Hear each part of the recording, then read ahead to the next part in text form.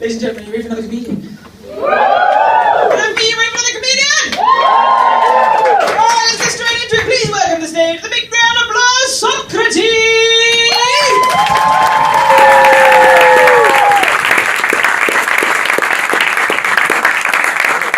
Keep it going there for Emma!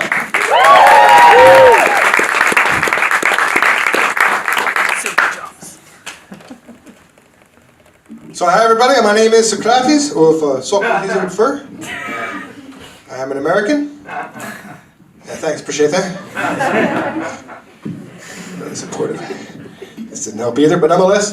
So let's see if I can do it this way. Huh? Need some help? If you want to raise it up for me, sure. What's your name? Yodion. Yodion. Give it up for Yodion!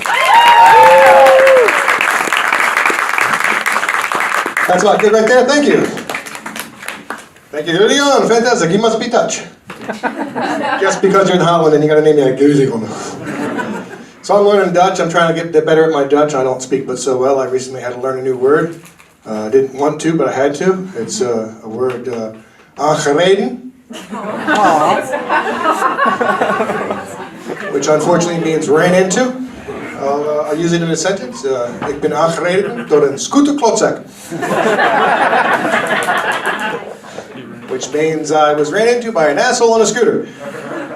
And hence the little army thing here. It's getting a little bit better, but fortunately, I was never really big on the Nazis, but now it's like, it'd be dangerous, you know. Half Jew thing's not a problem, but then, anyway, so, yeah, I had to learn those words that not everybody knows. I thought that some people knew it, like fietspad. Have you heard of this word? It means bike path. Yeah, I thought that most people knew. 59-year-old Dutch guy. Didn't know. Had no idea what that word meant.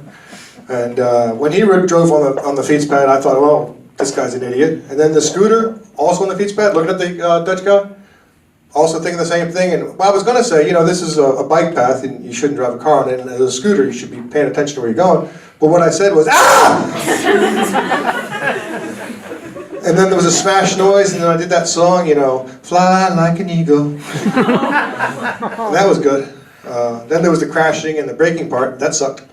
But, you know, I got to do a little bit with the whole Dutch, you know, medical thing. And, you know that people say that in the Netherlands, no matter what you have, they give you paracetamol? Yeah. You know, brain cancer, paracetamol.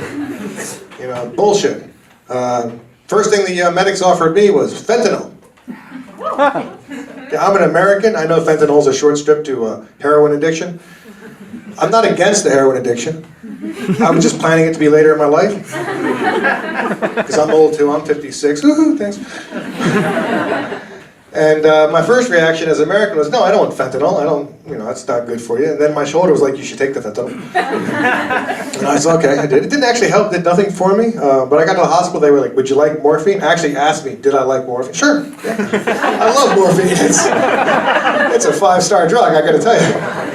Fentanyl 0 stars. Morphine, that's a 5er right there. And, then they said, more morphine? I said, sure.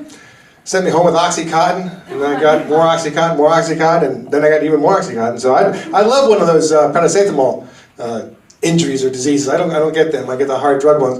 And but they didn't really do much for me. I didn't no hips, no cast. This was pretty much all they gave me. So had I fallen at the crucifixion, same basic thing. Strap a vine around me. Don't try to use it. You know, it's what the Dutch call conservative treatment. It's a nice way of saying the Dutch are cheap. I asked the doctor, so what do you think about my situation? And he said, this is basically a helaas pindakaas situation.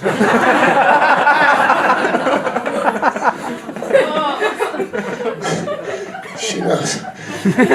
It's not a helpful thing that the Dutch will take. It means oh well, peanut butter. He was right. I'm not saying he wasn't accurate or definite, but so I asked for a second opinion because I thought, you know, I've already paid my deductible, $355. And so I talked to another doctor, and he looked at me. He was a little more optimistic. He said, "It comes good." I never ever heard this, but this is what they'll tell you. It comes good. It's not even a good sentence. You know what I mean? You're not even speaking good or well. Either way, there's only one time that's a useful feedback. You know. Is when you're shopping around for a male prostitute. So, how's it work? Good? Comes good. And about the backside, huh? Helaas pindakaas.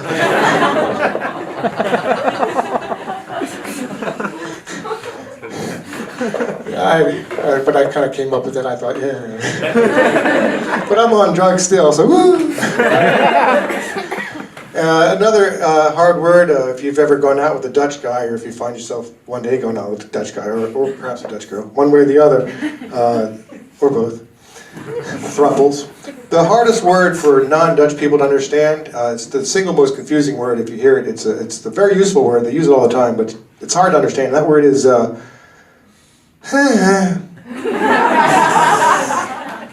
you can hear that word almost any time. I hear myself saying it while I'm waiting for trains recently. I go, I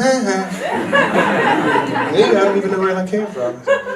But there's worse times to hear that word, like after sex. I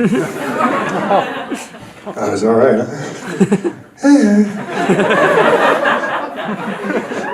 You explain that?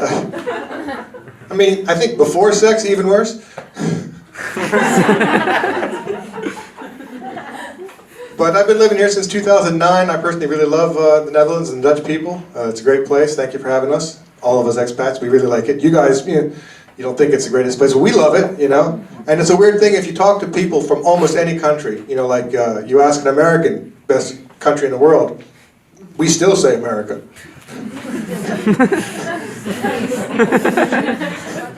Russian guy, same thing. You ask an Indian person, they'll say India. The Pakistani guy corrects him, says, no, it's Pakistan. But you ask a Dutch person, best country in the world? They go, I don't think, I don't know. Hello? Netherlands? No! You think? But the weather. Yeah, I know, the weather's crap, so's the food. That's why we do these inside things. That's why we make this something nice. Even though today is nice weather, but we kind of hide it, otherwise we'd all be running back outside. But my favorite Dutch word, of course, the Dutch word, of course, is gezellig. It's the Dutch word that means it's a wonderful, warm evening. And the thing I like about the word gezellig is you can't do it by yourself, you know what I mean? It's a group kind of a thing, You can't just say, like, how was your night last night? Spent the night masturbating. It's fun, but it's not exactly gezellig, you know what I mean? I mean, unless you do it in a big group, could be gezellig, But it's a great Dutch word, though, because it starts with a gh, ends with a gh. It's got that zel in the middle, which I like. But like in Italy, I'm coming back to you because everybody knows you, Francesca. What's your word for my little favorite, my little love child, my little sweetie honey pie, my sugar bug? In American, it's a word that's fattening because if you love something, it should have a heart attack. But what's your word for like my little sweet honey pie? No one's listening. It's fine. Tesoro. Tesoro. That's a nice sounding word. Tesoro. The Dutch went with schatje. Schatje. Very Dutch. I don't get it. And they shrink it down to ska, which doesn't help. I personally much prefer the word outje, which is a little onion. But my little outje, who's it with my outje? Ooh, could you be at my outje? It sounds nicer, doesn't it? I like outje better. Dutch people don't seem to like it, but I think outje sounds better. But I'm like that, I'm great. But another weird thing about the Dutch I've never quite got as an American is the way they mix their weed and tobacco together. All sorts of bad excuses as to why, it burns better, it lasts longer, or whatever, I don't know, it gives you cancer. They want the paracetamol, I'm not sure what it is, Not realizing if you rolled a joint, you smoke the joint, you get high, you'd be happy it went out because you're bullshitting about paracetamol, and not realizing it and just splabbing on and on.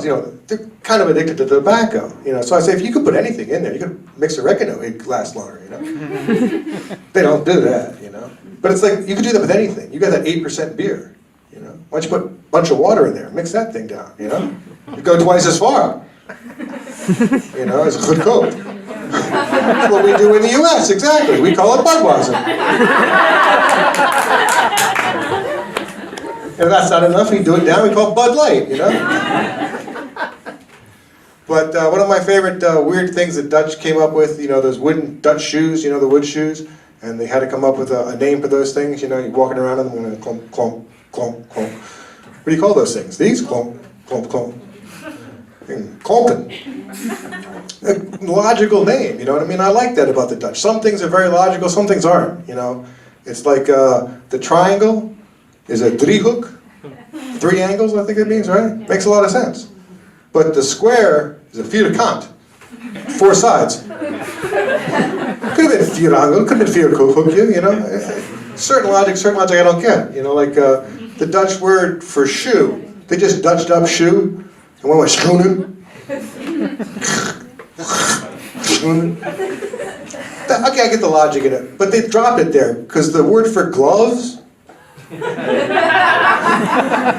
it's handschoenen, hand shoes. I don't know. I think they could have done better. That's all I'm saying. But this is about as good as I could have done. So my name is Socrates. You guys have been great, and what a great thing about being out here in Wagner is these great shows. I can't say the name.